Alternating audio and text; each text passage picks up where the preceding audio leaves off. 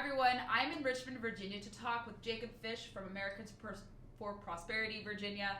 And we're going to learn what's happening in the General Assembly, some action items, important pieces of legislation. I think there's like 1,300 bills now for consideration. Some have died, some are advancing. So let's dive deep into what is trending and what you guys are prioritizing. So Jacob, introduce yourself. Hey everyone. My name is Jacob Fish. I'm the Deputy State Director with our Virginia chapter of Americans for Prosperity. And I have a really exciting role during session. So you mentioned there's almost 1,300 bills. We only track about 40 or so we don't have quite as many that we're following. But we really look at every single session as a unique opportunity to continue to break down barriers for all Virginians. The way we approached this legislative session was looking at what we refer to as a new vision for the Old Dominion. So there's three major issues we're looking at. The first is breaking down barriers to economic progress. The second is a personal option for healthcare.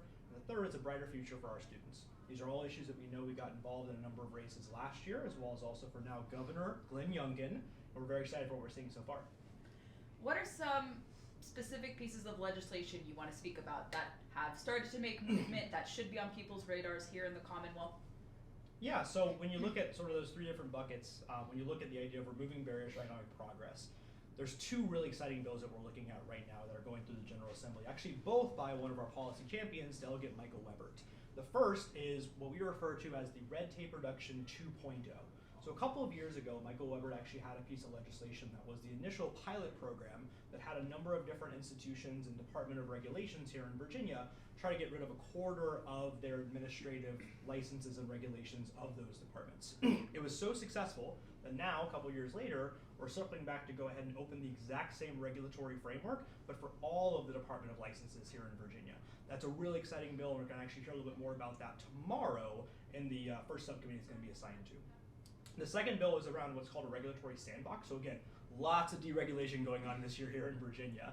So in addition to the Red Tape Reduction 2.0, we also have what's called a regulatory sandbox, which basically sets a finite period of time, in this case about 5 years, where it makes it a lot easier for businesses or private individuals to go ahead and apply to start new innovative companies. And they remove a lot of the initial burdensome barriers that make it hard for people to find the best solutions to fix the problems that affect the Virginians the most. And so it would allow for us to find a lot of different opportunities across a number of industries. We've seen similar types of legislation in areas like financial technology and access to capital. There's been some stuff in like legal services, but this is really the first of its kind of this level of universal sandbox regulatory reform. We saw a similar bill in Utah, but obviously Virginia has a lot more opportunity to continue to be that innovative state moving forward and make the Commonwealth still the most innovative place to live, work, and raise a family. An educational opportunity. A lot of people have talked about education from last year's elections, and it's often discussed and now kind of emerging as a top issue. So any legislation relating to educational opportunity that could make movement this session? Yeah, so there's a lot of opportunity around educational opportunity. Governor Youngkin's come out. He wants to go ahead and increase the number of charter schools here in Virginia. We think that's a really good first step, obviously for individuals who are close enough to take advantage of that opportunity. That's exciting to see. There's actually a budget amendment going through right now from Senator Steve Newman that would allow for a one-time $1,500 stipend to allow for individuals to go ahead and do what we would refer to as learn everywhere and have the ability to go ahead and find the educational opportunity that best meets their individual needs. There's also a couple of bills that are called universal ESA bills, which obviously would be our gold standard vote we want to see. Delegate Dave LaRock, Delegate Nick Freitas, as well as also one of our other policy champions, Delegate Philip Scott, have all introduced bills that would allow for some version of what we're hoping to see as a universal ESA, or education savings account for people who don't know what ESAs are. And really the whole point of this would be to really empower students and parents to make the best decisions around how their students are able to find that education that best serves their individual needs. And really the best way to do that is to actually give them the funding they need to make those decisions. Aside from the three priorities you guys have listed out in your plan for New Virginia, what other action items are you tracking and looking out for this session?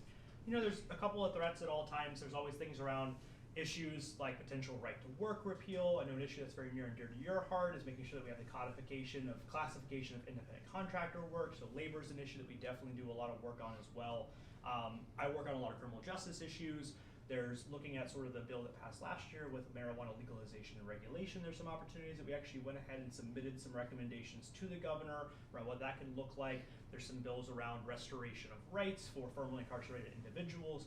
So there's a lot of bills that we're tracking, but ultimately we know that the top issues for Virginians are going to be what we've packaged as a new vision for the Old Dominion.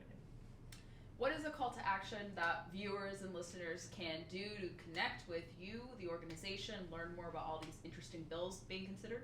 Yeah, so one thing that sets us apart from every other organization that's here in Richmond, everyone has lobbyists, everyone has press capabilities, everyone does comms, everyone does videos like this, right? What really separates AFP from everybody else is that we have a grassroots capability.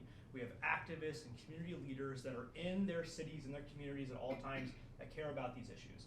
And where you can make the biggest impact on all of these bills is to go ahead and reach out to us directly. We have the ability to get you here at the Capitol. You can go ahead and come lobby. We'll take you around. We'll make sure you get taken care of. We'll show you how to go around the Capitol and how to talk to your legislators, talk about the issues that we care about the most. Additionally, if you go ahead and follow us at anewvisionfortheolddominion.com, again, that's anewvisionfortheolddominion.com, you can keep up to date on all the things we have going on, but we'd love for you to go ahead and reach out to your House delegate member, your senator to support these pieces of legislation, or reach out to us directly. Wonderful. Thank you, Jacob, for the update, and thank you, viewers and listeners, for tuning into this legislative update. We'll have more with AFP Virginia in the coming weeks. Thank you all for listening and watching.